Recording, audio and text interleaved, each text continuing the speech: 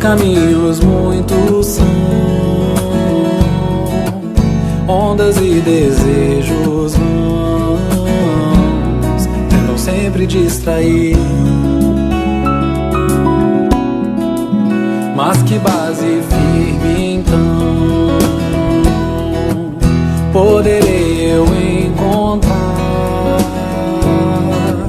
se quase em qualquer lugar armadilhas já estão.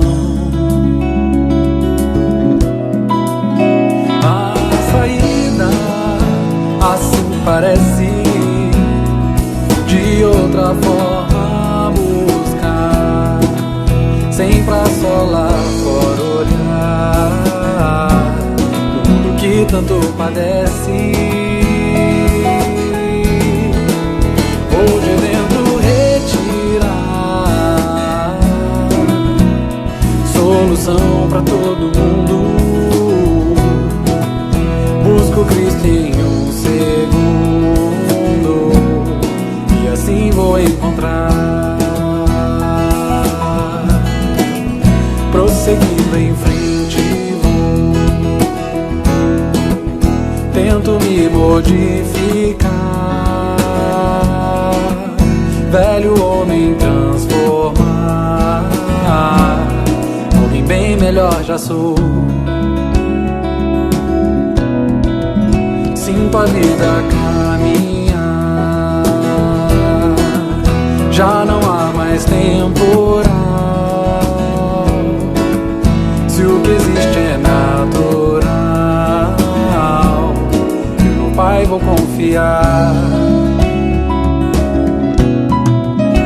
A saída assim parece, de outra forma buscar, sempre a só lá fora olhar o mundo que tanto padece.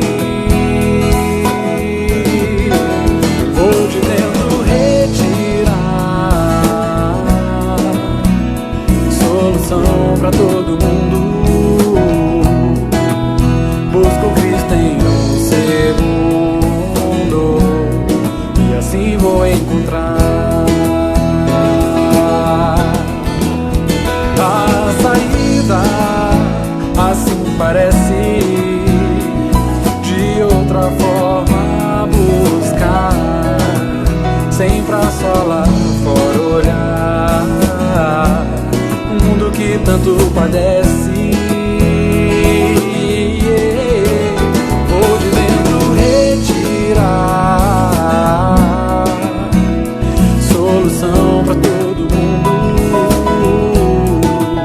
Busco Cristo em um segundo e assim vou encontrar. Assim vou encontrar.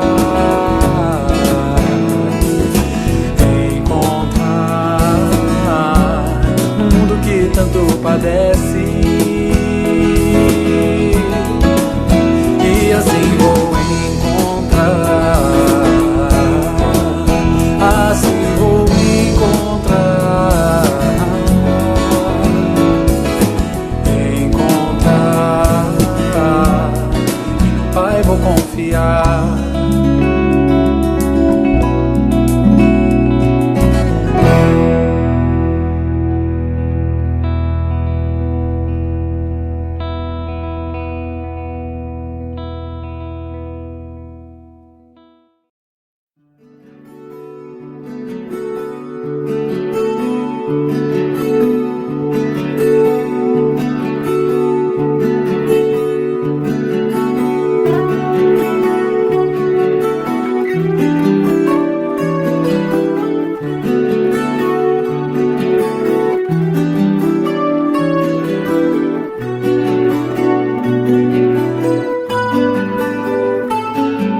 Amigo, abra os olhos e bom dia.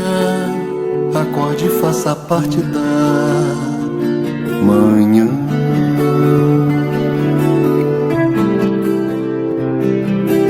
O sol já se levanta e te convida. A vida que hoje espera além das janelas por ti.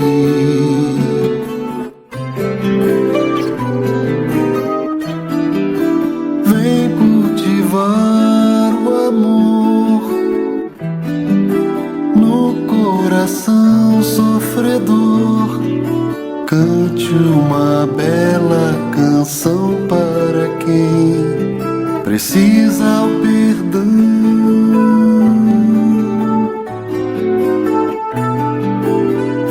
Pela paz transformar, com teu sorriso ganhar afeições. Há tanta gente que precisa de nós. Escute sua voz.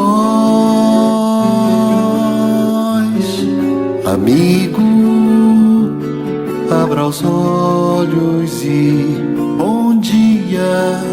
Acorde e faça parte da manhã.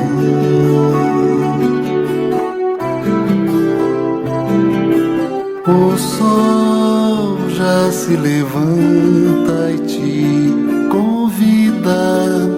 A vida que hoje espera além das janelas por ti.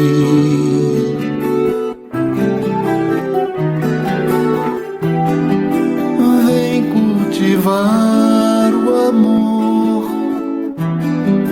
no coração sofredor. Cante uma bela canção para quem precisa o perdão.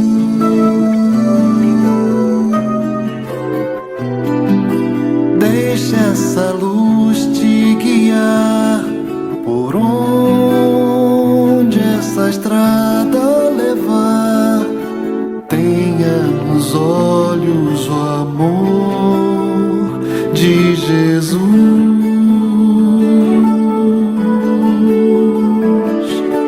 Tenha nos olhos o amor de Jesus.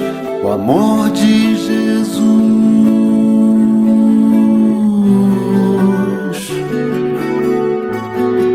Amigo,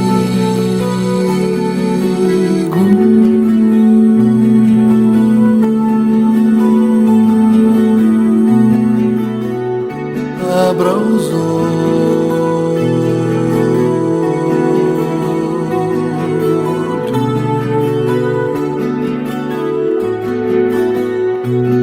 Amigo,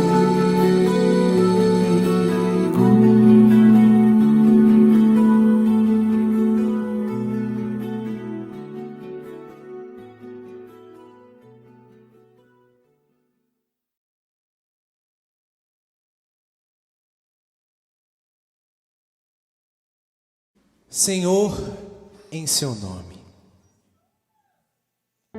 Senhor, em seu nome.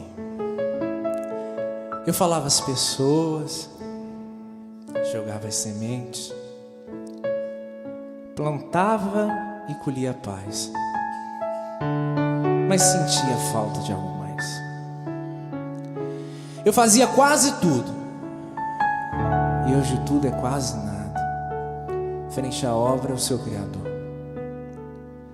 Sinto não sabermos dar valor. Faltava me mudar e tentar me encontrar e tentar me conhecer, Senhor. Ser mais um em seu rebanho a caminhar. Não me cabe só falar, também cabe agir e me tornar um instrumento seu a melhorar.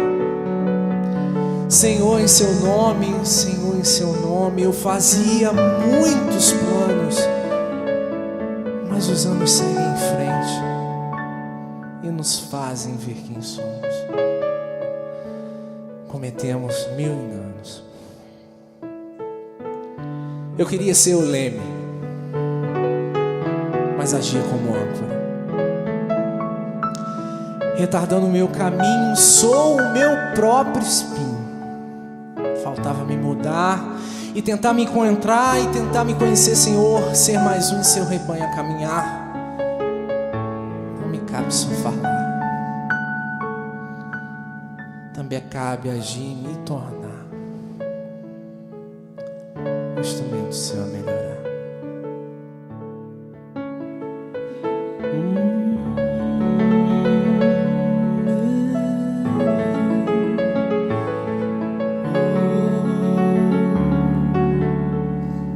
Nem todos aqueles que dizem Senhor, Senhor entrarão no reino dos céus. Senhor, em seu nome, Senhor, em seu nome, eu falava às pessoas, jogava as sementes, plantava e colhia paz. Eu sentia falta de algo mais. Eu fazia quase tudo e hoje tudo é quase nada frente à obra e seu Criador. Sinto não sabermos dar valor. Faltava-me mudar e tentar me encontrar e tentar me conhecer, Senhor. Ser mais um em seu rebanho a caminhar. Não me cabe só falar, também cabe agir e me tornar um instrumento seu a melhorar.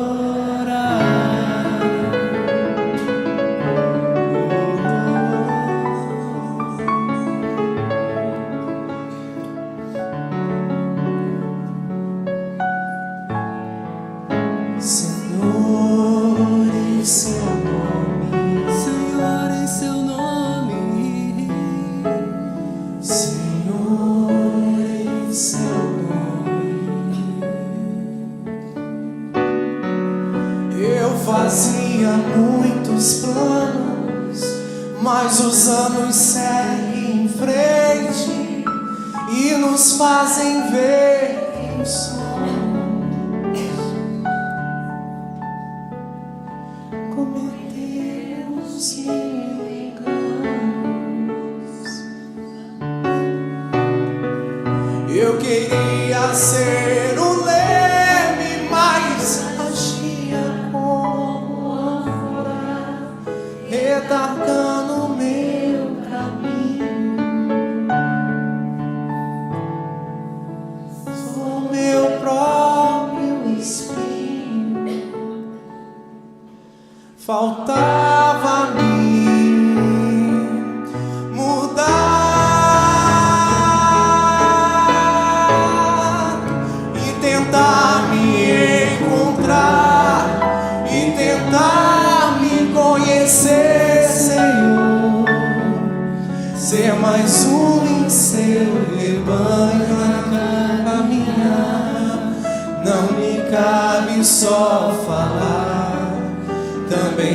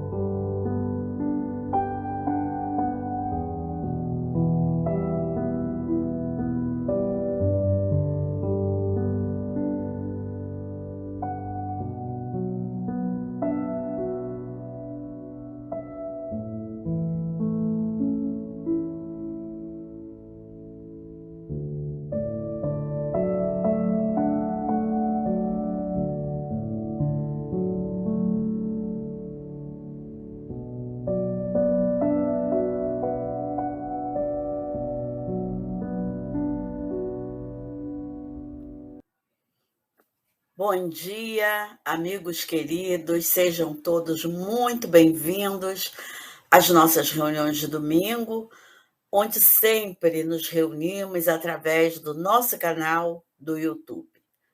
Meu nome é Ana Maria, eu sou uma trabalhadora do Centro Espírita Miguel.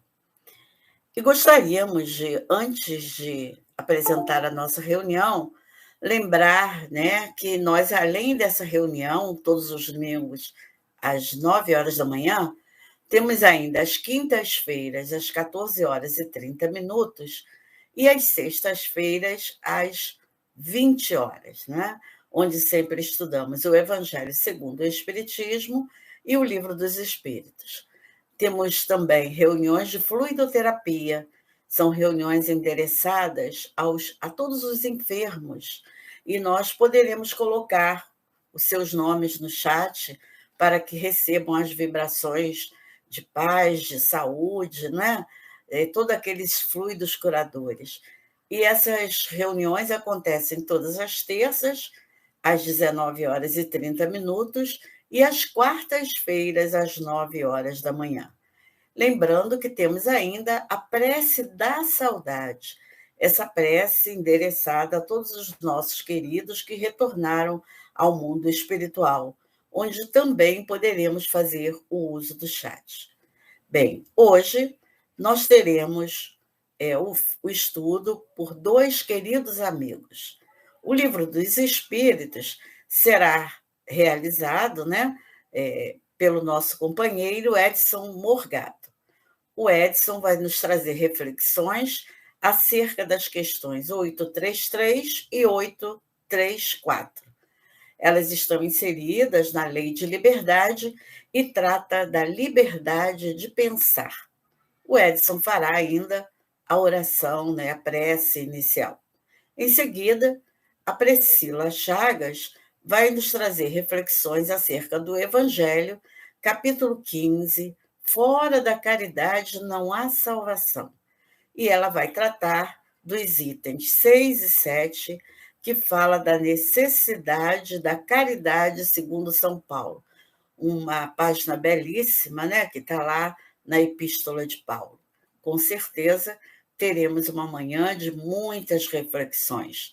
E, para isso, lembramos o bom uso do chat. No momento em que os nossos companheiros Edson e Priscila estiverem explanando tudo aquilo que trouxeram fruto das suas pesquisas, que a gente preste bastante atenção, deixando para fazer uso do chat apenas nas saudações iniciais e nas despedidas. Não esquecendo também que, ao final de nossa reunião, teremos o geral, aquele momento bem gostoso que a criançada participa, com todos aqueles ensinamentos trazidos pelas nossas companheiras evangelizadoras. Não percam, amigos? Que possamos, então, aproveitar o nosso domingo, aprendendo um pouquinho mais essa doutrina tão consoladora, e que tenhamos um domingo de paz, um domingo de muitas alegrias e, principalmente, de muitas esperanças em nossos corações. Que assim seja, graças a Deus.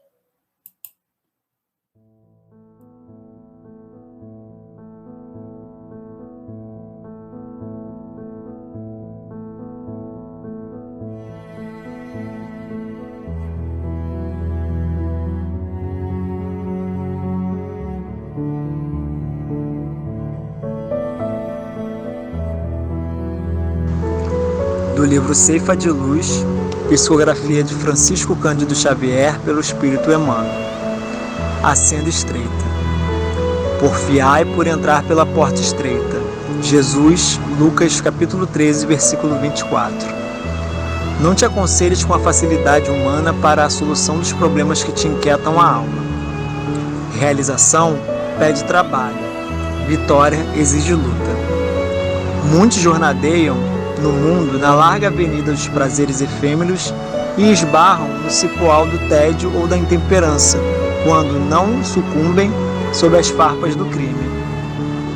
Muitos preferem a estrada agradável dos caprichos pessoais, atendidos e caem desavisados nos forjos de tenebrosos enganos quando não se despenham nos princípios de tardio arrependimento.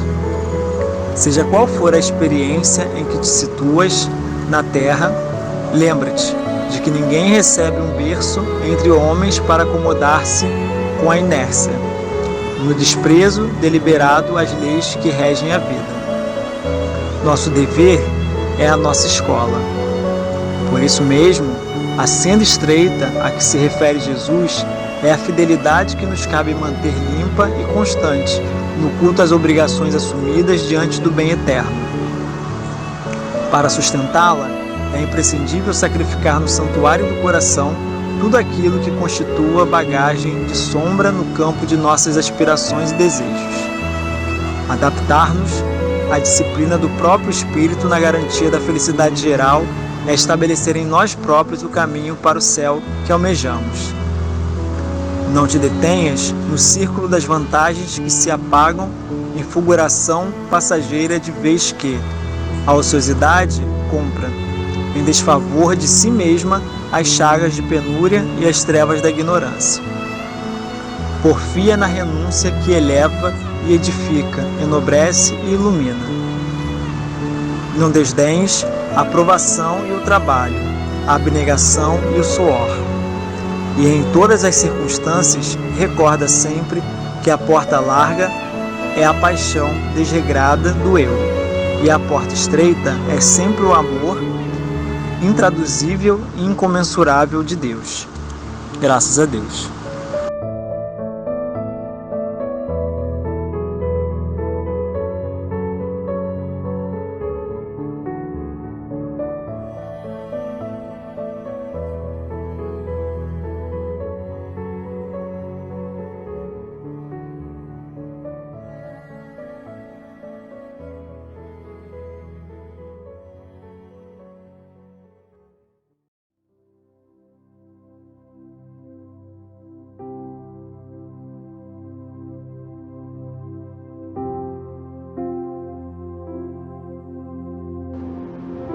Senhor, Pai de infinita bondade e justiça, te agradecemos por essa reunião de espíritos, encarnados e desencarnados, carentes de consolação e esclarecimento.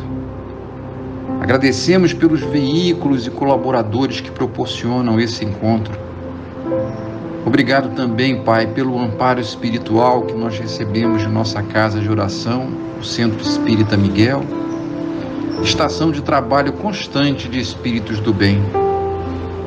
Aproveitando a reflexão que nos enseja esta noite em torno do Evangelho de Jesus e dos princípios espíritas, possamos criar, onde quer que nós estejamos, ambiente favorável aos bons pensamentos, de paz, de união, esperança, e que estes possam se propagar, se unindo a outros de mesmo teor e propósito, promovendo aos poucos a mudança de mentalidade geral que ainda tanto necessitamos em nossa casa planetária. Abrigados por esta oportunidade de nos instruir e amadurecer, não podemos esquecer de tantos irmãos que nesse momento ainda se encontram distantes de Ti, ignorantes de Tuas leis ou iludidos pelos falsos e transitórios atrativos do mundo. Por eles rogamos, Senhor, porque nos solidarizamos com eles no que tange às imperfeições que também ainda carregamos e precisamos nos livrar.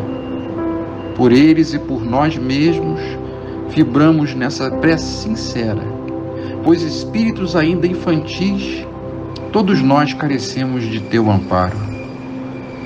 Não nos poupe dos testemunhos de provas e expiações que tanto necessitamos para conquistarmos a paz e progredir sempre.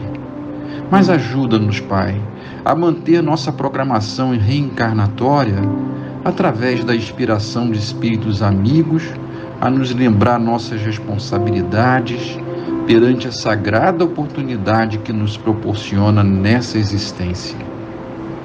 Acima de tudo, Senhor, seja feita sempre a Tua vontade. Em Teu nome e em nome de Jesus, nosso guia e irmão maior, pedimos a permissão para abrirmos o nosso encontro desta noite. Que assim seja.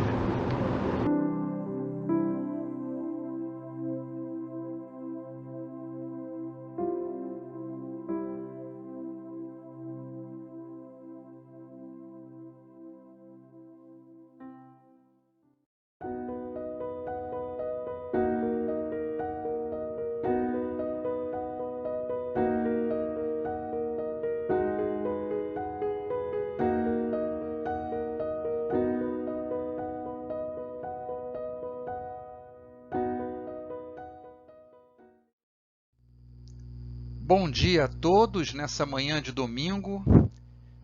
Gratidão por essa oportunidade de mais uma vez compartilhar com vocês um pouco do conhecimento da doutrina espírita, que nos conforta, nos edifica. Nós estamos na terceira parte do Livro dos Espíritos, sobre as leis morais, dando continuidade ao capítulo 10, que trata da lei de liberdade. E hoje nos coube comentar o terceiro item desse capítulo, que nos esclarece, através das perguntas 833 e 834, o interessante tema da liberdade do pensamento. Vamos lá? Antes de adentrarmos as duas questões de hoje, vale a pena uma breve introdução sobre alguns princípios básicos que nos remetem à origem do pensamento humano. Sabemos, através da pergunta 27, que o universo é composto da seguinte tríade: Deus, que é o Criador, acima de tudo, e dois elementos gerais, o princípio espiritual e o princípio material. Constantemente, esses dois elementos interagem a fim de que o princípio inteligente evolua. Como visto no primeiro capítulo do Livro dos Espíritos, o princípio espiritual é criação permanente de Deus, embora para nós a sua origem ainda é desconhecida.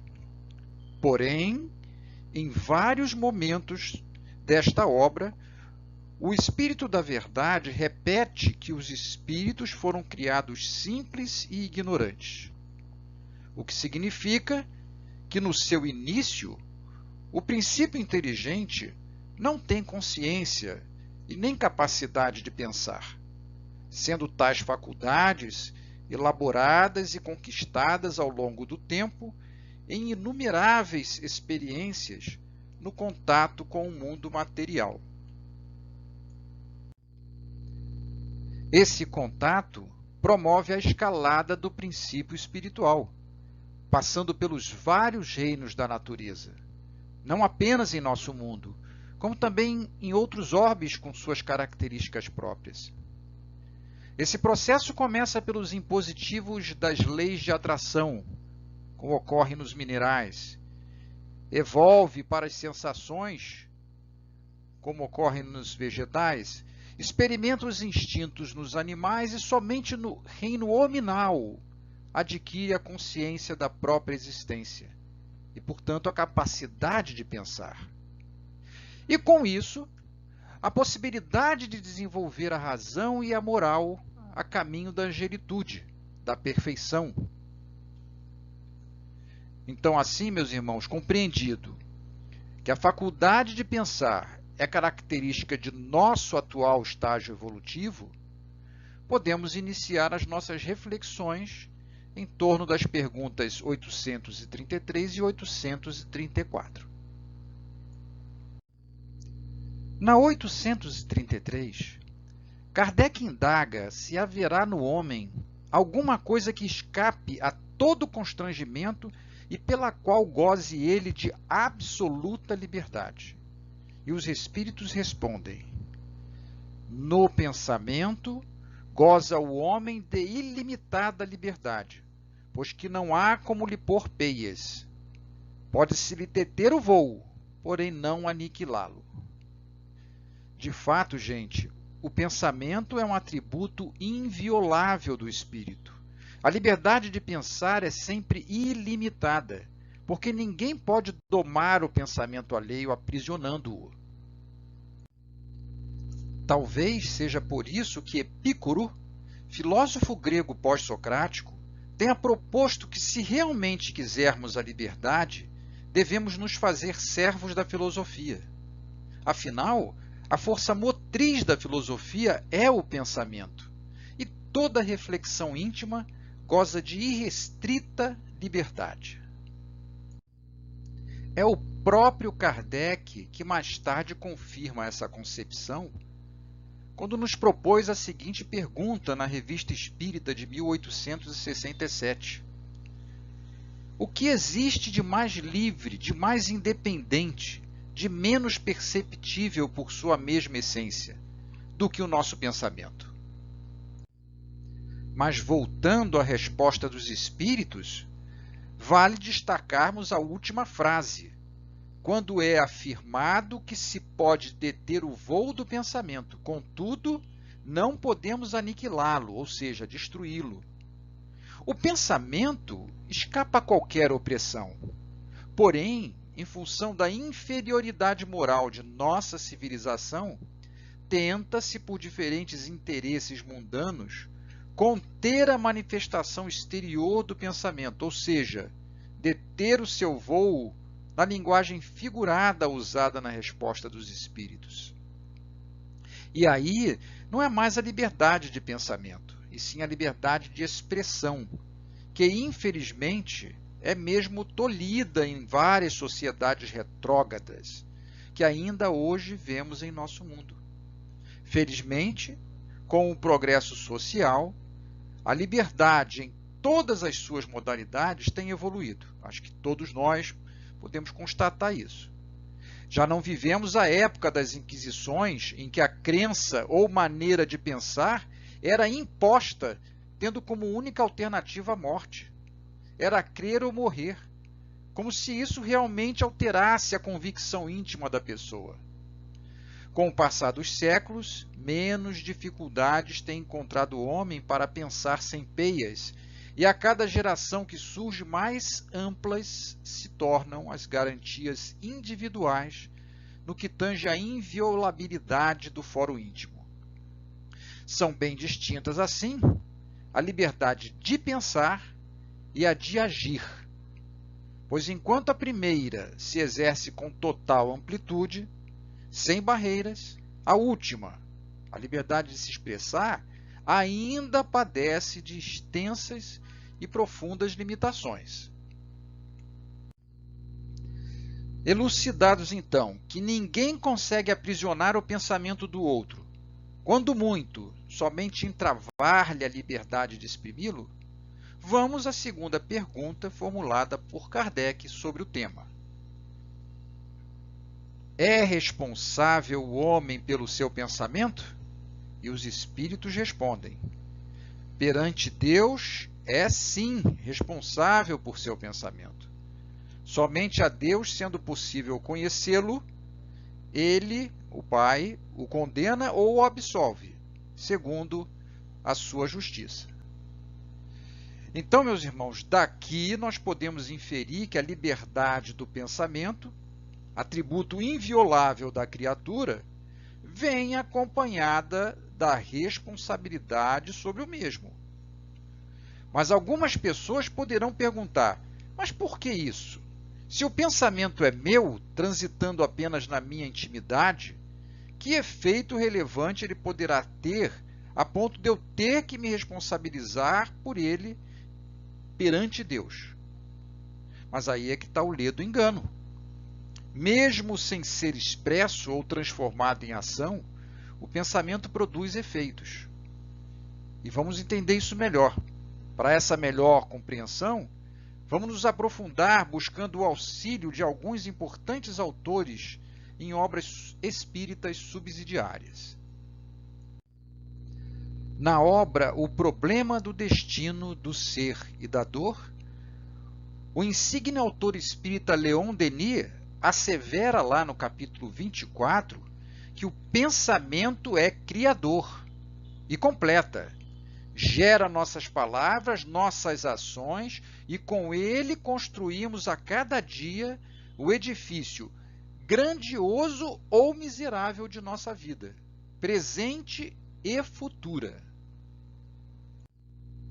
Já no livro Respostas da Vida, ditado por André Luiz a Chico Xavier, encontramos as seguintes reflexões.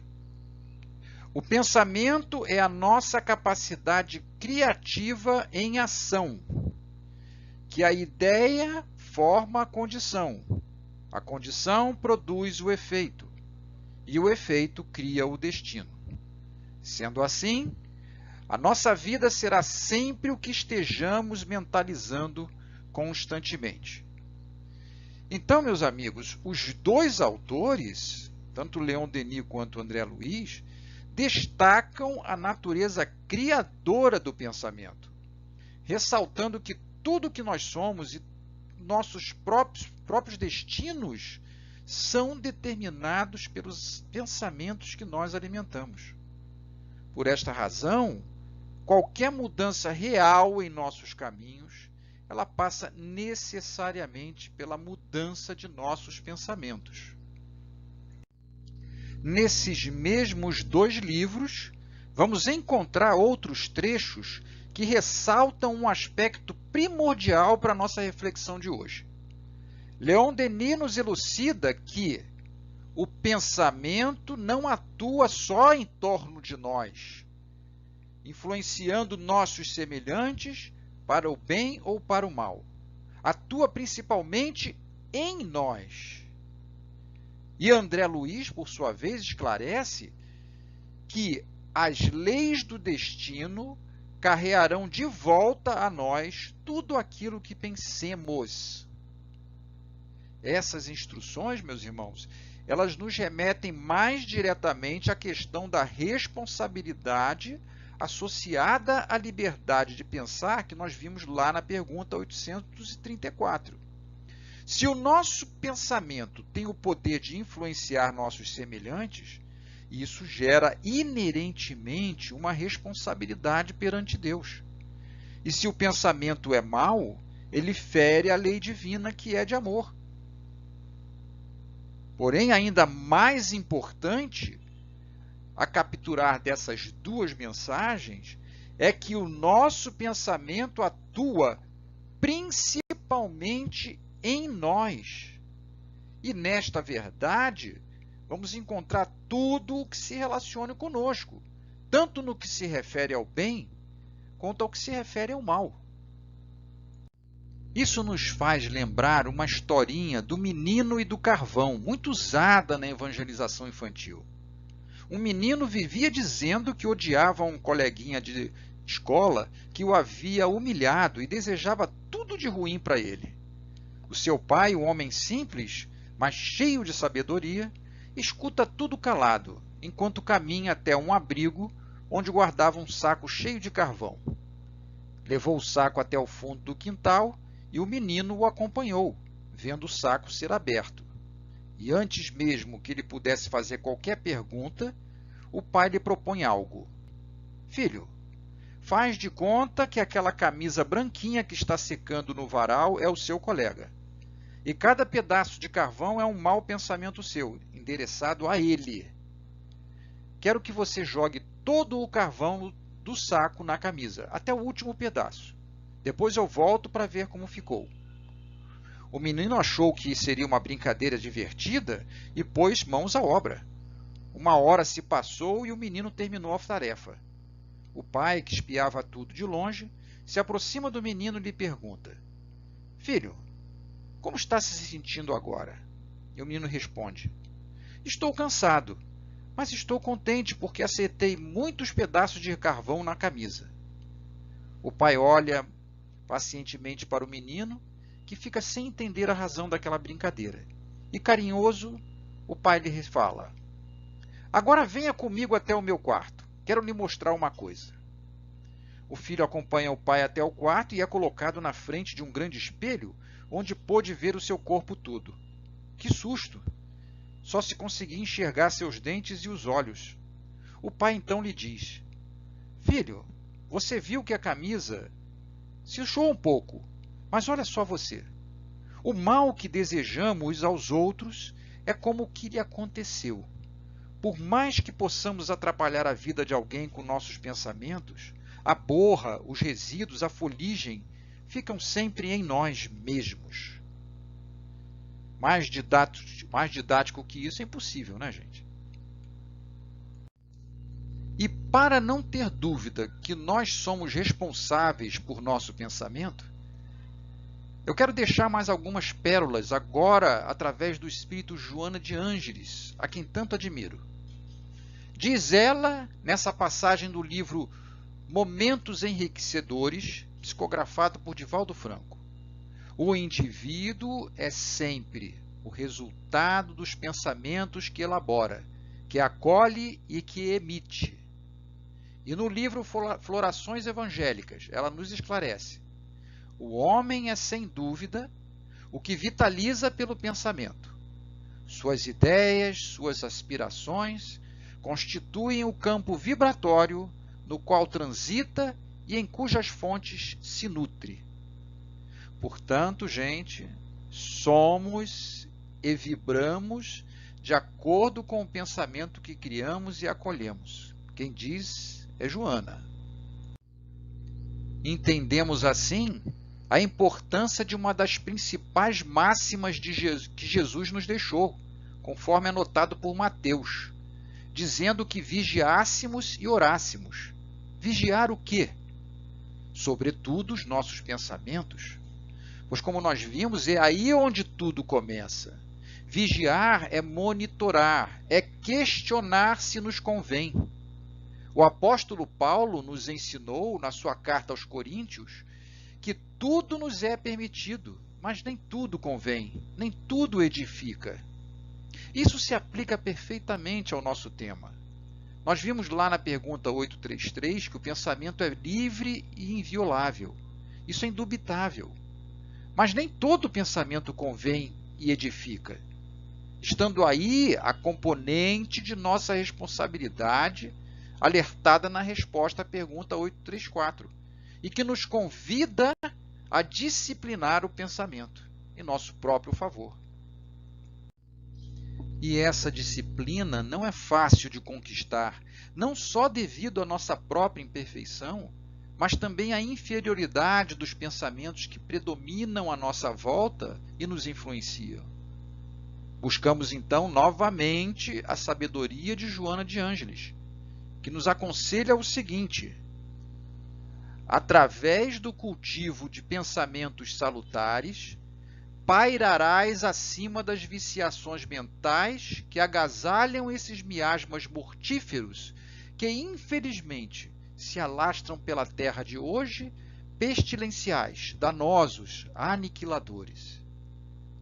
No contexto dessa mensagem, gente, que eu até sugiro que vocês leiam, lá no capítulo 24 desse livro, Joana se referia aos pensamentos de mágoa, um dos mais comuns e negativos da atualidade, merecendo de nossa parte atenção especial para que não nos consuma, não valorizando ofensas, nem considerando ofensores.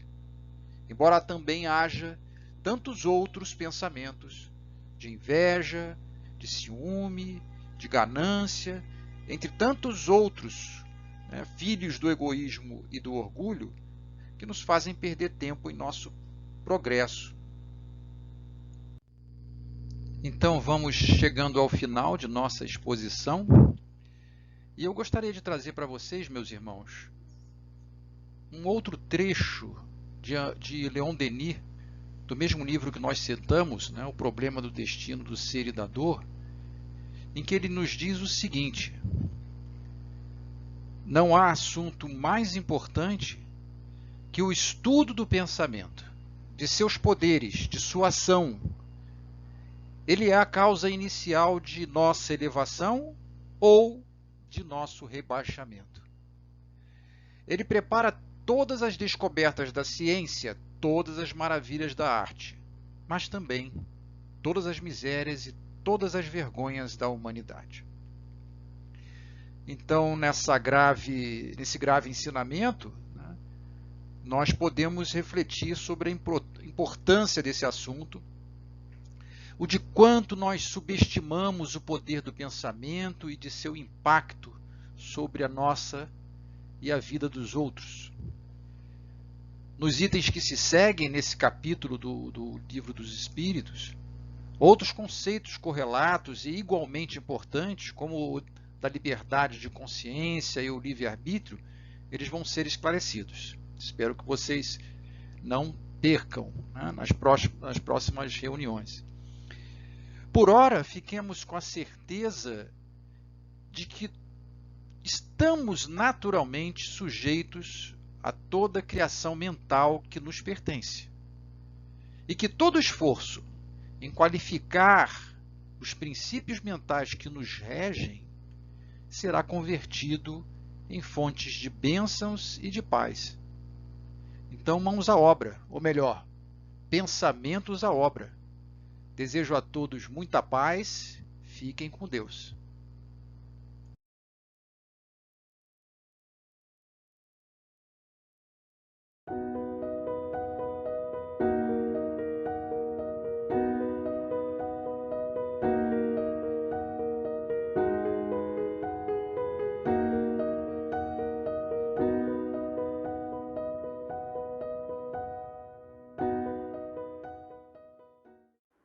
Olá, bom dia. Estamos aqui hoje na nossa reunião de domingo pela manhã, hoje, dia 24 de março. E eu sou Maria Priscila, trabalhadora na nossa Casa Espírita, do Centro Espírita Miguel. E hoje eu estou aqui para a gente fazer um comentário, né, do Evangelho segundo o Espiritismo, referente ao capítulo 15. Vou tentar fazer uma breve descrição de como eu sou, né? Eu estou vestindo uma camisa branca, sou branca, estatura mediana, uso óculos, tenho cabelo preto, mais ou menos a altura do pescoço, e um cabelo encaracolado. Então sejam todos bem-vindos na manhã de hoje, o nosso estudo desta manhã, nossos comentários sobre o Evangelho. Estamos hoje no capítulo 15, e o que me compete nas reflexões da manhã de hoje, eu vou apresentar alguns comentários relativos aos itens 6 e 7, que são de Paulo de Tarso, nosso querido São Paulo. Então, está aí a nossa apresentação para a gente começar a fazer uma discussão, para a gente começar a perceber algumas questões que são importantes. Mas, para a gente começar, eu trouxe um ponto que é importante para a gente poder pensar direito, que é, vamos pensar um pouco sobre o que é efetivamente caridade. O que é caridade? Segundo o dicionário, né, até um dicionário informal, o que ele diz, né? Caridade, significado da caridade, amor ao próximo, agiu por pura caridade. Na religião, amor a Deus. A caridade é uma das 3 virtudes teologais. Aquilo que se oferece a esmola, favor, benefício, fazer caridade. Tendência natural para auxiliar alguém que esteja numa situação desfavorável. Beneficência, piedade. Expressão da bondade, compaixão, cedeu-lhe a vaga por caridade. E aí, quando a gente começa a pensar no que realmente é caridade, a gente pode pensar como os espíritos nos alertam, nos informam a questão da caridade espiritual e a caridade material. E São Paulo, ele traz para a gente algumas reflexões que estão contidas lá em Cartas aos Coríntios, no capítulo 12. Uma carta até muito conhecida para muitas pessoas. Mas eu achei que o conceito de caridade podia ser um pouco mais extenso, um pouco mais profundo. E aí, como algumas pessoas já sabem que eu sou apaixonada pela Joana de Ângeles, eu trouxe uma citação que ela faz de caridade, que está no livro Plenitude. E ela diz assim: a caridade, que é o amor na sua expressão mais elevada, para ser real, exige iluminação de quem a pratica, facultando-lhe ao mesmo tempo, uma constante aprimoramento de propósitos que induzem a abnegação e a vitória sobre as tendências primitivas que permanecem dominadoras. Então, quando a gente vai pensar em caridade, a gente vai pensar em algo que a gente faz a alguém, a um grupo, a pessoas, que é a expressão realmente do amor, que é o abnegar-se, né? É você compreender a situação do outro e você se oferecer. E aí a gente pode pensar em caridade material, monetária, né? De dar objetos, que é tão fundamental nos dias de hoje que a gente vive, em que as pessoas estão passando por situações realmente precárias, monetariamente falando, né? Hoje, em muitas famílias, falta o básico para viver. Claro, a gente, nossa conjuntura social hoje é de uma situação planetária pós-pandêmica, de uma crise, que a gente pode até em alguns momentos fazer alguma comparação com períodos de guerra que trazem momentos de recessão, né? Então, o que eu estou dizendo é que o fato da gente ter passado por uma pandemia, ele traz consequências de recessão para todos os países do mundo, né? E ainda quando a gente percebe que a gente vive num planeta de provas e expiações, onde há mais mal do que bem, o sofrimento ele é inerente aos espíritos que estão aqui reencarnados, porque a gente precisa passar ainda por situações penosas. Porém, isso não exime a gente de um comportamento de solidariedade, de amparo, né, de fortaleza com o nosso próximo, né, de estender as mãos e trazer alguém, né, para uma condição social melhor. É claro que o indivíduo que precisa passar por uma privação, seja ela financeira ou moral, né, que ele precise se esforçar para sair de determinada condição, é uma necessidade que aquele espírito tem e necessita. E tudo bem. Mas quando nós reencarnamos coletivamente, a gente está aqui para, em conjunto, podermos crescer e aprender no trato, no convívio com o outro. Cada experiência reencarnatória, ele compete àquele espírito. Porém, as relações, né, entre os indivíduos, elas se fazem de progresso, de melhoria, de fortalecimento. Então, quando a gente começa a pensar na caridade, que é o amor na sua expressão mais elevada, a gente precisa pensar que é compreender a situação de sofrimento e privação do outro, financeiramente falando, ou até mesmo das condições morais, né? De um aprendizado que ainda é tão necessário. A maneira com que a gente estabelece o nosso olhar para o outro é fundamental nesse momento. Expressões como tem que sofrer mesmo, a situação que ele precisa ou ela precisa passar mesmo. Esse olhar de julgamento não cabe mais para nós que desejamos coletivamente viver numa sociedade melhor, mais justa, mais humanitária. E a Joana continua explicando ali, né? Olha, vou repetir a leitura do primeiro parágrafo, né? A caridade, que é o amor na sua expressão mais elevada, para ser real, exige a iluminação de quem pratica, ou precisa de crescimento, de esforço, de progresso, facultando-lhe, ao mesmo tempo, um constante aprimoramento, né, de crescimento. Né? O nosso processo de evolução é ininterrupto, de propósito que induzem à abnegação, que nos leva à abnegação e à vitória sobre as nossas tendências primitivas. Quando a gente sai, né, da nossa...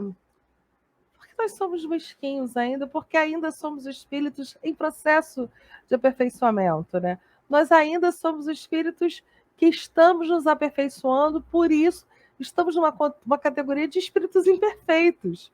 E por isso precisamos domar as nossas tendências, as nossas questões mais dominadoras, né?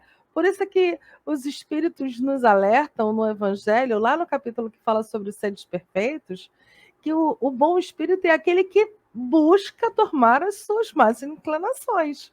E aí a Joana fala isso, né? É a vitória sobre as tendências primitivas que permanecem dominadoras. Pelo seu extraordinário conteúdo emocional, a caridade dulcifica, ela adoça aquele que a pratica e abençoa quem recebe.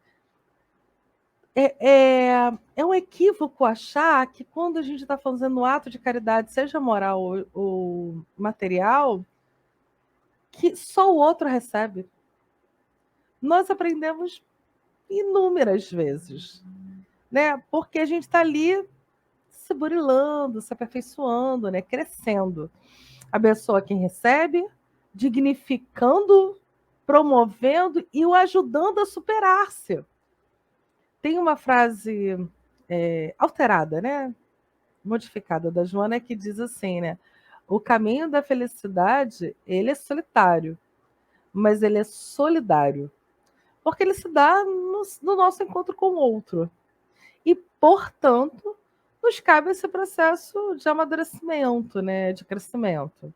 Por isso, verdadeiramente, a sua é uma ação de profundidade, que exige requisitos especiais adquiridos pelo esforço de constante aprimoramento espiritual. Constante aperfeiçoamento, aprimoramento. Nos cabe esse processo de crescimento. Ah, Priscila, você fala de um jeito como se fosse fácil. Fácil não é, mas é urgente, né? É muito interessante quando a gente faz um estudo, o estudo sempre é para a gente primeiro, né? E nessa condição da pandemia, acontecem algumas coisas muito interessantes, né? Eu estou gravando esse estudo antes dele ir para o ar, como aconteceu num estudo que eu gravei e ele foi para o ar 2 semanas depois, né? No nosso canal do YouTube. E toda vez que a gente faz um estudo, a gente está aqui. Estudou palestra, a gente está aqui, né? No chat, eu estou aqui no chat, conversando com vocês. E eu estava escutando as reflexões, os comentários que eu fiz do Evangelho, e eu, depois que eu ouvi, eu levantei e pensei, dada a situação na minha vida, não dá para continuar sendo desse jeito. Não dá depois de tudo que eu estudei, que eu refleti, que eu pensei, que eu me questionei e provoquei vocês do outro lado a se provocarem, continuar na mesmice. Continuar nessa aceitação. Não faz sentido. Nos cabe, então, a vitória sobre as nossas tendências primitivas.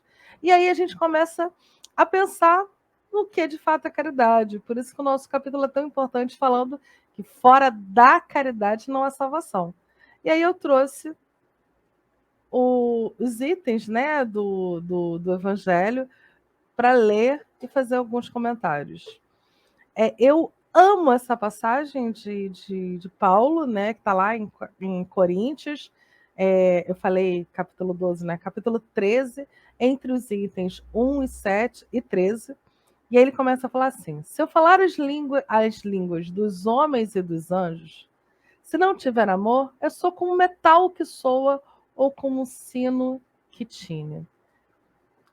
Se a gente não adianta a gente falar línguas, ter mediunidade, ter cargos nos templos religiosos, se a gente efetivamente não agir de forma amorosa, e como a Joana nos chama a atenção, nessa expressão tão sublime que é a caridade, que é a de olhar para o outro sem julgamento, sem pretensões, sem humilhar o outro, né? Se encontrar com o outro efetivamente. E aí ele continua: se eu tiver o dom de profecia e conhecer todos os mistérios, e quanto se puder saber, se tiver toda a fé até a ponto de transportar as montanhas, e não tiver caridade, não sou nada. Então não adianta ter grandes conhecimentos, ter uma fé robusta, se nós nem ao menos conseguimos efetivamente amar ao próximo. E aí quando Jesus apresenta, né, quando Jesus resume os mandamentos em 2, né, quando ele conversando, né, com os homens, eles perguntam, né, testando Jesus, e quais dos mandamentos é o mais importante? E aí ele diz, né, resumirei todos em 2: amar a Deus sobre todas as coisas e ao teu próximo como a ti mesmo. Se eu não consigo exercer esse amor de olhar o outro como meu próximo, porque o que eu espero? Eu espero que as pessoas tenham benevolência, generosidade, caridade. Todas as vezes que eu cometo um equívoco, que eu dou uma bola fora, que eu me enraiveço, porém, eu espero que as pessoas me perdoem nesses momentos. Eu espero que as pessoas sejam amigas nesse momento e pensem, é um momento difícil da Priscila. E quando alguém faz isso conosco, qual a nossa postura? Será que a gente tem a mesma postura de ser tão generoso, tão benevolente, de aceitar o momento de raiva? Não é dizer que alguém que cometer um equívoco, um erro, um engano, a gente dizer que aquele erro não aconteceu. Não. Mas é entender que naquele momento a gente pode silenciar e depois falar: meu irmão, minha irmã, poxa, precisava ser desta forma? Será que a gente tem condições de olhar o nosso irmão encaminhado e dizer: alto lá, aqui você está se atrapalhando, mas de uma maneira gentil, carinhosa, cuidadora. E aí, quando a gente começa a fazer essas análises, né, dessa lindíssima carta que Paulo escreveu, a gente diz assim: e se tiver toda a fé até o ponto de transportar montanhas, se não tiver caridade, não sou nada. Entender profundamente os ensinamentos que Jesus nos trouxe. E distribuir todos os meus bens em sustento dos pobres, e se entregar ao meu corpo para ser queimado. Se todavia não tiver caridade, nada disso me aproveita. Se a gente não ter essa postura mais doce, mais humanitária, mais afetuosa com os nossos irmãos. A caridade é paciente, é benigna, a caridade não é invejosa, não obra temeridade, nem precipitadamente, não se ensoberbece, não é ambiciosa, não busca os seus próprios interesses, não se irrita, não suspeita mal, não folga com a justiça, mas folga com a verdade. Tudo tolera, tudo crê, tudo espera, tudo sofre. A caridade nunca, jamais há de acabar, ou deixem de ter lugar às profecias, cessem as línguas, ou seja, abolida a ciência. Agora, pois permanece a fé, a esperança, a caridade, e estas 3 virtudes, porém, a maior delas é a caridade. Porque ela é o amor em ação, porque ela é um encontrar o outro. É muito mais do que dar o vil mental, é muito mais do que só dar moedas, notas, dinheiro.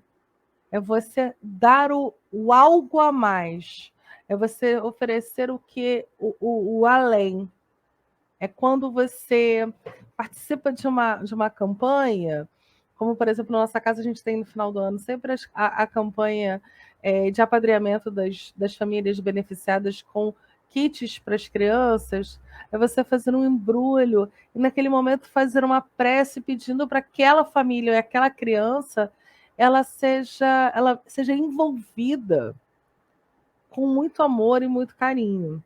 E aí, continuando em São Paulo, ele diz assim: São Paulo compreende tão profundamente esta verdade que se diz: se eu falar a língua dos anjos, se tiver o dom de profecias e penetrar todos os mistérios, se tiver toda a fé possível, a ponto de transportar as montanhas, mas não tiver caridade, nada sou. Entre essas virtudes, a fé, a esperança, a caridade. Mas a mais excelente é a caridade. Coloca assim, sem equívoco, a caridade acima da própria fé. Porque a caridade está ao alcance de todos. Do ignorante e do sábio, do rico e do pobre, porque independe da crença particular.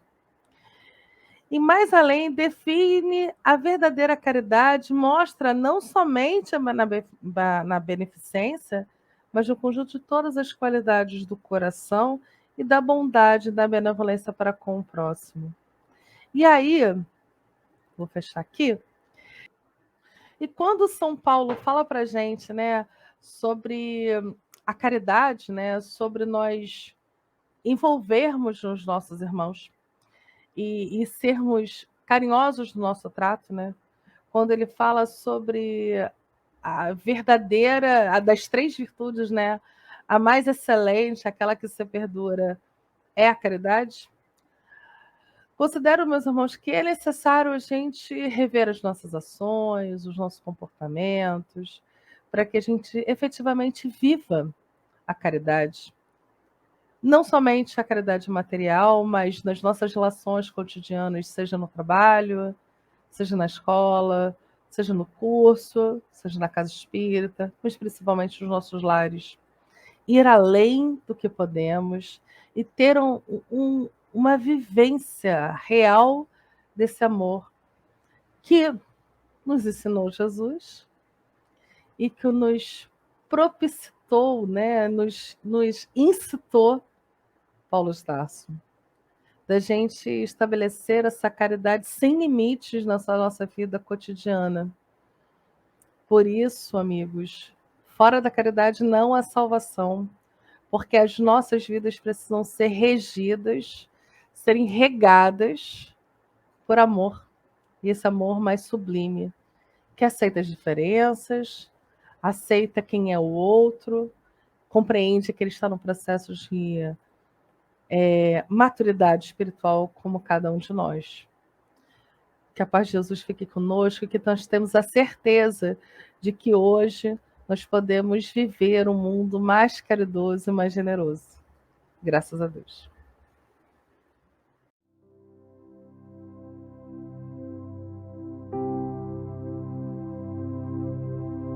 Vamos agora fazer a nossa prece de encerramento da reunião pública de hoje. Vamos acerenar nossos corações e levar nossos pensamentos ao alto, pensar em Deus, nosso Pai, Criador, que nos ama infinitamente, que deseja que alcancemos a felicidade. Pai de infinito amor, bondade e luz, mais uma vez estamos aqui reunidos, Senhor, agradecidos pelo Teu amor infinito, que nos faz caminhar, que nos faz que sejamos mais fortes. Obrigado, Jesus, por ter nos enviado o Evangelho, que nos trouxe tanto amor e tanta certeza do caminho a ser seguido. Obrigado, Senhor, por tudo que recebemos na manhã de hoje e pela certeza de que caminhamos para a construção de vidas mais felizes. Que a paz do Cristo possa guiar os nossos comportamentos, ações e atitudes em nosso cotidiano. Que tenhamos a certeza de que o caminho do amor é o caminho certo, sereno para a construção da nossa felicidade íntima. Muito obrigado, Senhor, por tudo o que recebemos nessa encarnação, mesmo até aqueles fatos que hoje não conseguimos compreender, mas que forjam o nosso caráter, que fortalece a nossa caminhada, tendo a certeza de que hoje construímos um caminho de felicidade. Que essa prece possa se reunir a outras preces e ir aos asilos, aos orfanatos, a todo aquele que se sente só e desamparado, que ele tenha certeza de que o amor do Pai faz com que hoje sejamos mais fortes para a caminhada. Que a nossa vida não será uma vida de tranquilidade, mas é uma vida da certeza da felicidade que pode ser construída no dia de hoje, através das nossas atitudes, da nossa perseverança e na certeza de que o bem é o caminho seguro para construir a felicidade. Muito obrigado por tudo. Que tenhamos uma semana de tranquilidade, de paz e que possamos sempre retornar aos conteúdos trazidos pela doutrina espírita para que sejamos mais e mais felizes. Que a paz de Cristo esteja conosco, na graça de Deus.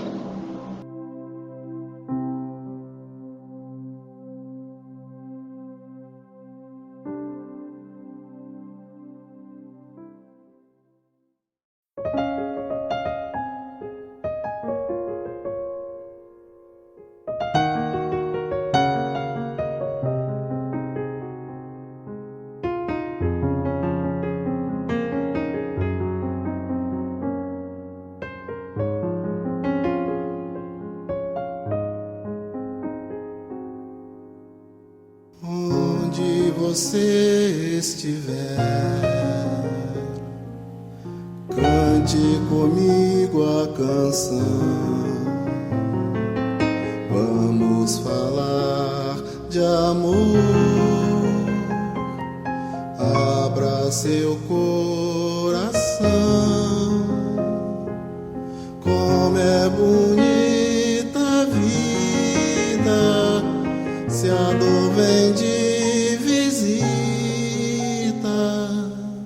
Cante, se a luz se apagar, não se espante, que o sol nascerá no outro instante, e os sonhos não vão terminar. Desperta, é certo que o tempo não para.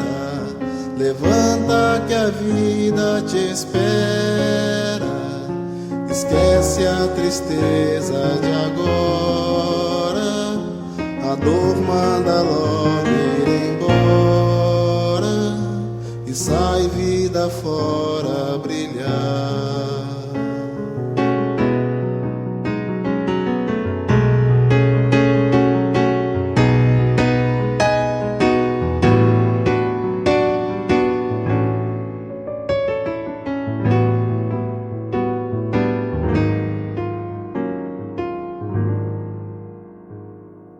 Quando você precisar, lembre que existe a canção que fala de amor e aquece o coração. Se o seu olhar é triste e a dor ainda insiste, se a luz se apagar, não se espante, que o sol nascerá no outro instante.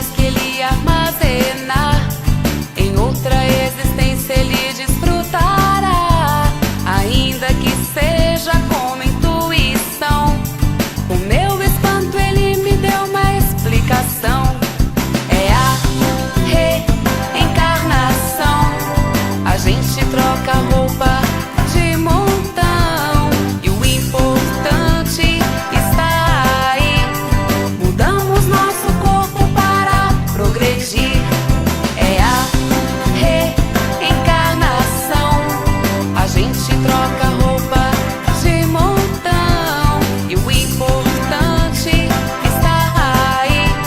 Mudamos nosso corpo para progredir.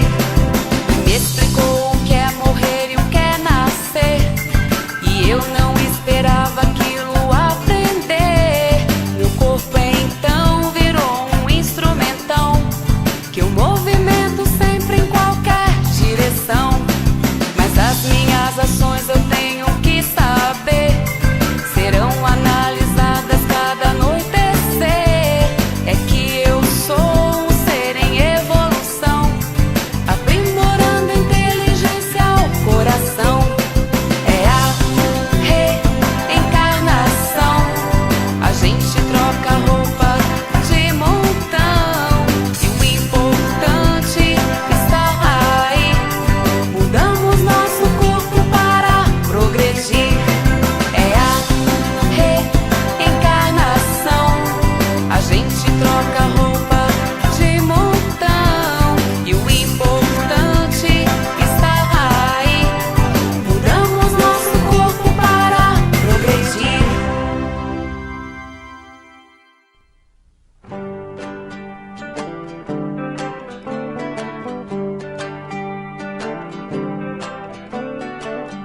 Peixes no mar, avisar voar. Eu quero amar com o amor que existe em mim, por isso eu amo a natureza assim. Alô, alô, alô, eu gosto de você. Xibum, xibum, xalalalala. Xibum, xibum, xalalalala. Quando mal eu faço a criação, fica em pedaços o meu coração. Alô, alô, alô, eu gosto de você. Xibum, xibum, xalalalala. Xibum, xibum, xalalalala. Xibum, xibum.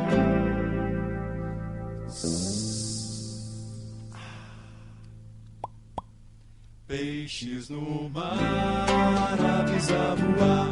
Eu quero amar com o amor que existe em mim, por isso eu amo a natureza assim. Alô, alô, alô, eu gosto de você.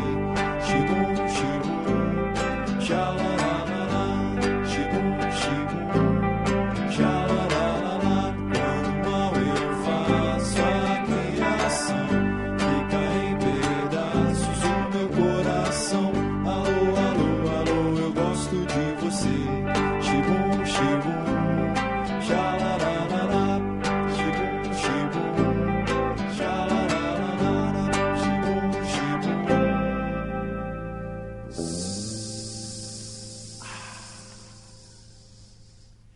Xalalalala.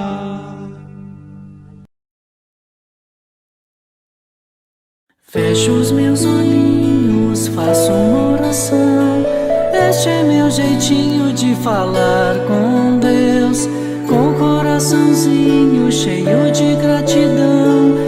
Este é meu jeitinho de falar com Deus.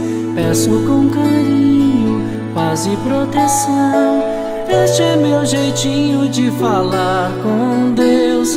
Lembro do irmãozinho em dor e aflição. Este é meu jeitinho de falar com Deus.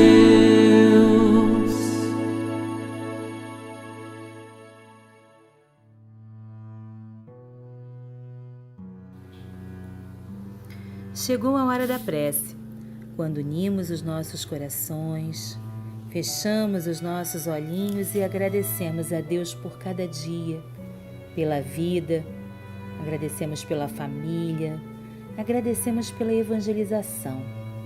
Obrigada, Pai, por ter nos enviado Jesus, nosso mestre e guia. Obrigada pela proteção dos bons espíritos e pelo amparo da falange de Maria que nos acompanha sempre e que nos leva a dizer mais uma vez: Ave Maria, cheia de graças, o Senhor é convosco, bendita sois vós entre as mulheres, e bendito é o fruto do vosso ventre, nasceu Jesus. Santa Maria, Mãe de Jesus, rogai por nós, devedores, agora e na hora do nosso desenlace, graças a Deus. Assim seja.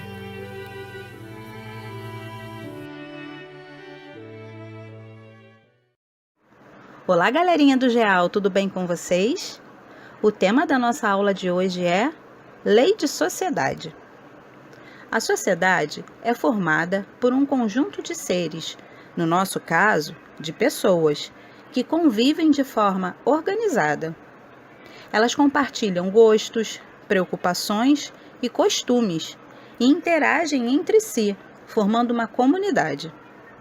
Vocês sabiam que alguns animais também vivem em sociedade? Pois é, nós temos o exemplo das abelhas e das formigas.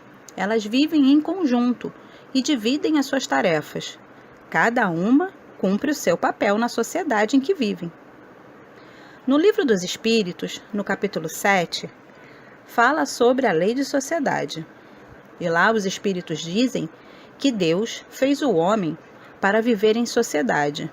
E isso nos ajuda a progredir. Porque sozinhos nós não conseguimos evoluir, pois não possuímos todo o conhecimento. É preciso, então, o contato com as outras pessoas, para que um ajude o outro, e assim continuamos aprendendo. É na sociedade que nós também temos as leis, que devem ser seguidas, para que possamos respeitar o direito dos outros e termos os nossos direitos também respeitados. Essas leis são chamadas de leis humanas, e elas mudam conforme o progresso das pessoas. Mas nós temos também as leis de Deus. Essas são chamadas de leis divinas ou naturais e estão gravadas em nossa consciência. E elas são imutáveis.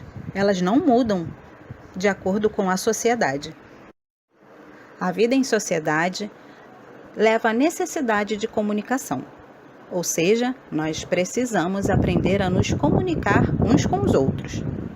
Mas quando estamos em grupo, precisamos de uma ordem para que todos possam falar e ser ouvidos, e de alguém que possa gerenciar isso tudo, ou seja, alguém que possa ajudar a essa comunicação para que ela seja efetiva, sem deixar ninguém excluído. É por isso que na sociedade nós temos pessoas com alguns cargos, como por exemplo, coordenadores, supervisores, governadores, prefeitos, dentre muitos outros cargos. Além de nos comunicar, nós desenvolvemos na convivência uns com os outros o amor, o respeito, a paciência, a tolerância e diversos outros sentimentos e virtudes que nos fazem ser pessoas melhores. Então, é na sociedade que os seres se completam e, com isso, asseguram seu bem-estar e progridem. É então no contato com o outro que nós temos a melhor oportunidade de fazer o bem e de receber o bem. Agora, vamos para a nossa história? Um beijo. Tchau, tchau. A borboleta e a flor. A borboleta voava pelo jardim e observou a família das flores. Que beleza de família! É a família mais colorida que conheço. É a família das flores. E voando em torno delas, ficou encantada com tanta harmonia. No momento de seu voo, viu num canto de jardim uma florzinha branca chorando. — Por que você está chorando? Perguntou a borboleta. — Sou muito infeliz, respondeu a flor. Estou presa no chão. Não posso respirar o ar fresco, nem ver a luz do sol. O chão é úmido, cheira mal, só vejo sombras.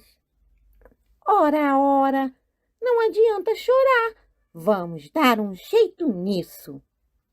A borboleta ficou quieta, pousada na pétala da flor, pensando, e depois falou: Vocês continuem uma grande família. Que tal se todas se empenharem em ajudar a Florzinha necessitada? Todas escutaram com atenção e começaram a se movimentar. A borboleta voltou carinhosamente seu olhar doce para a pobre planta e disse: E você também precisa se ajudar.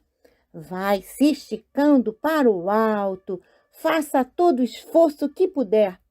Assim, você vai sair da sombra, da umidade e ficar quentinha ao sol. E assim elas fizeram. Todos os dias a borboleta ia ajudar a flor a se esticar. O caule foi crescendo, crescendo. As outras plantas também ajudavam. Encoste em mim que eu seguro você, disse a roseira. Enrole seu caule fino no meu galho, bem forte, disse o jasmim. Com o auxílio de todos no jardim, ela foi crescendo, se enroscando, até que um dia viu o sol. Ela ficou contente. Suas pétalas ficaram vermelhas ao calor do sol. Continuou crescendo, se esticando, se enrolando, encheu-se de flores vermelhas, transformando-se em uma linda trepadeira. Quando um dia a borboleta voltou ali e observou: Que maravilha! Todos nós estamos na família certa. Em toda família tem um membro com mais necessidades que o outro. Pois é, isso é a prova da sabedoria divina. Os que têm mais condições, por certo, têm o dever de contribuir para os que mais infelizes cresçam também. É a lei de cooperação mútua, lei de amor, fraternidade e doação.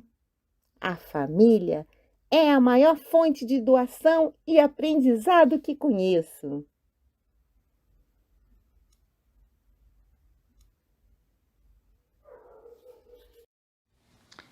Olá, pessoal! Gostaram da historinha? Então, hoje a gente está falando sobre a lei da sociedade.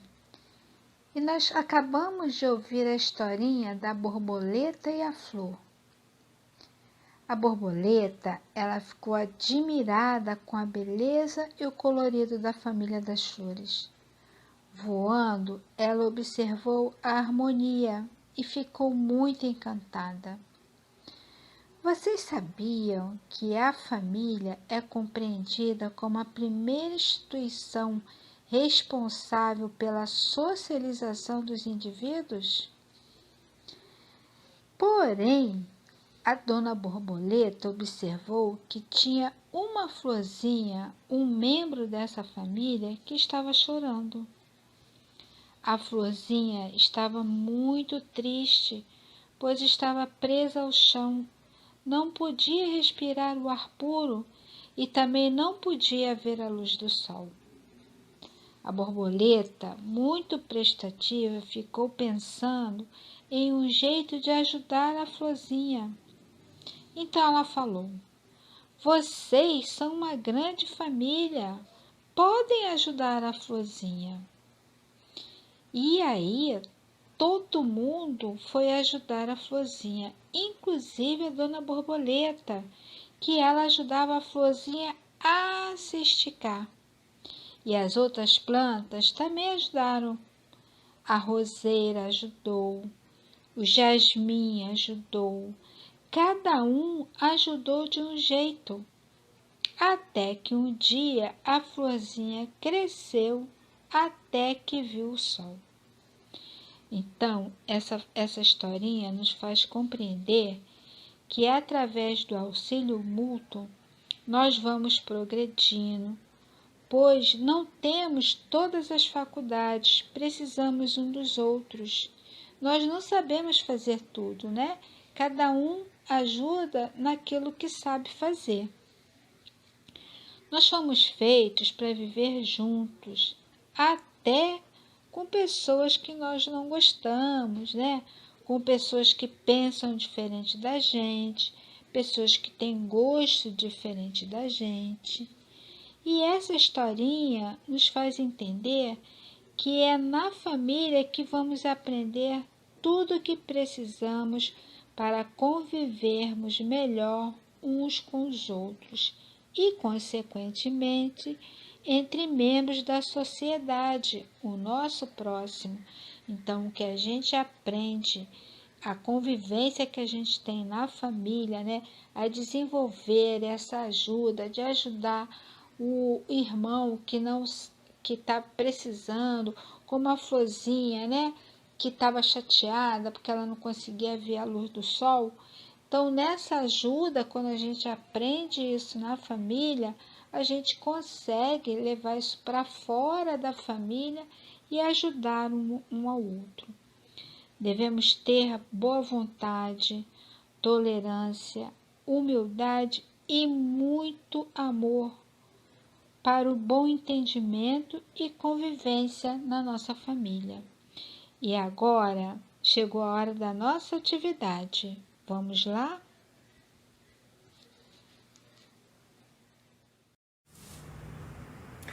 Olá, meus espíritas mirins, galerinha do bem.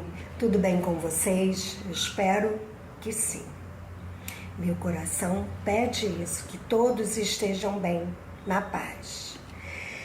Hoje estamos estudando sobre a lei de sociedade. E o que é a sociedade? É estarmos juntos, trabalhando para evoluirmos, crescermos juntos, aprendendo a compreender, a tolerar, a perdoar, a ser paciente, a essa troca de ensinamentos cristãos, auxiliando o outro também pelo lado material, sempre que pudermos. Vocês lembram da história? A borboleta e a flor? A borboleta estava voando pelo jardim quando viu uma florzinha branquinha, chorosa.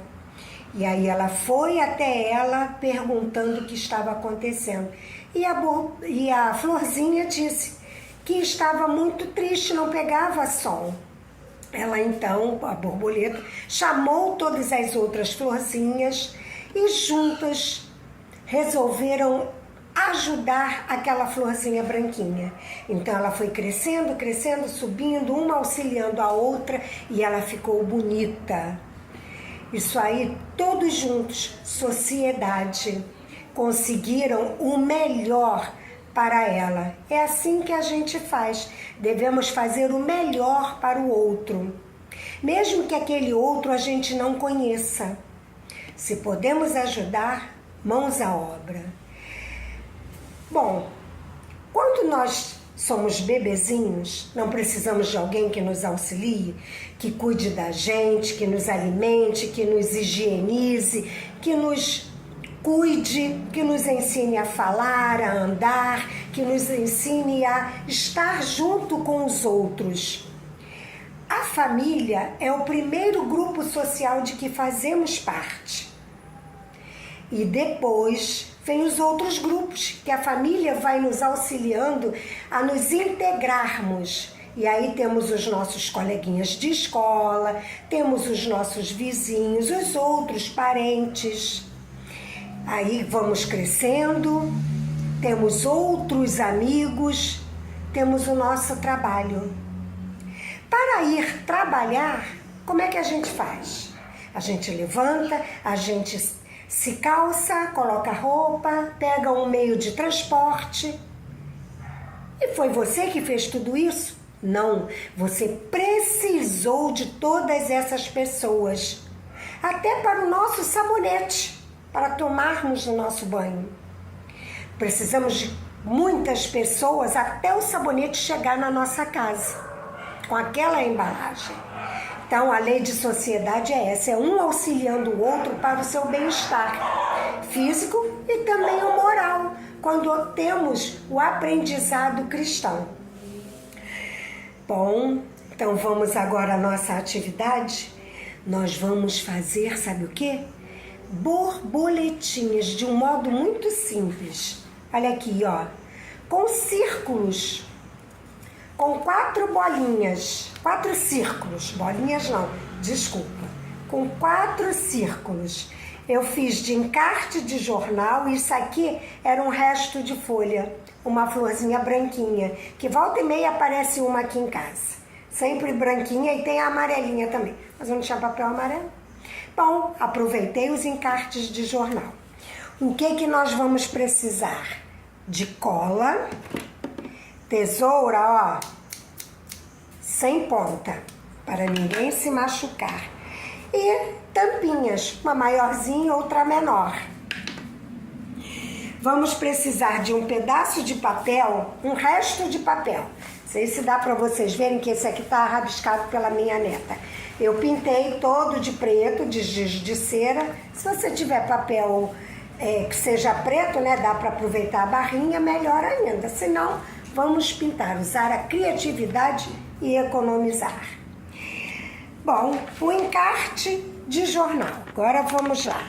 Vou mostrar como faz. Esqueci do lápis.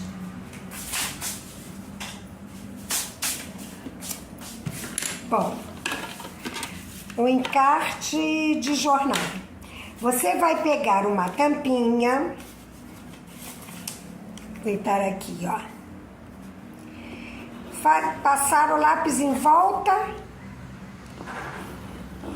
da tampinha. Peguei aqui também um encarte de farmácia. Aqui.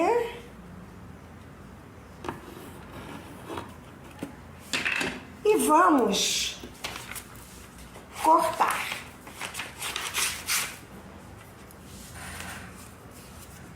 Você dobra e aí é mais fácil, né? Você não precisa perder muito tempo cortando a mesma coisa. Então, aqui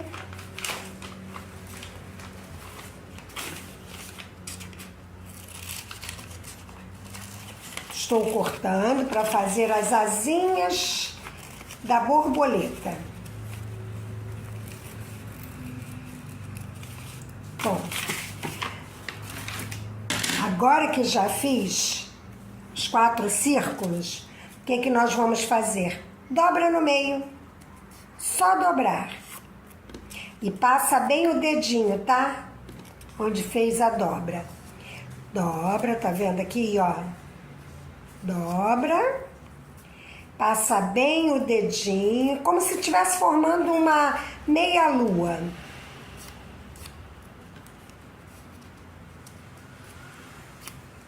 Muito bem. Agora nós vamos colar. Ó, a parte aberta fica para fora. A parte dobradinha fica para dentro. Você cola. Cola tá aqui no meu dedinho. Parte aberta para fora. Põe a cola.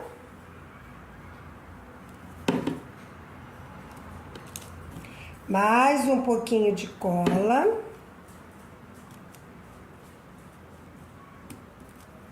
A cola aqui custa secar, por isso que eu já mostrei um exemplo para vocês. Bom, temos as anteninhas. Deixa eu ver se colocando aqui vocês enxergam melhor. Espera aí. Minha mão está com cola. Tá vendo aqui? As anteninhas é que nem um cabinho de guarda-chuva. Vocês também vão colar na borboleta. Vocês podem fazer várias.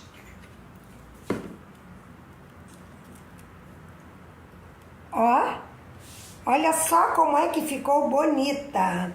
Agora eu vou mostrar para vocês as que eu já tinha e tive a ideia de colocar nas minhas plantinhas. Eu fiz, até tirei uma foto, essa daí deixa ela ali, ó. Uma pequenininha e essa que eu acabei de fazer aqui com vocês. Opa, a borboleta já está voando. Pronto, aqui. Aí, meus amores, é só vocês fazerem e enfeita os vasinhos de plantinhas da mamãe. Beijos, fiquem com Deus. Essa foto é do vasinho de planta da tia Daisy. Olha como tá todo enfeitado de borboletas. Gostaram? Agora nós vamos ficar com a nossa prece.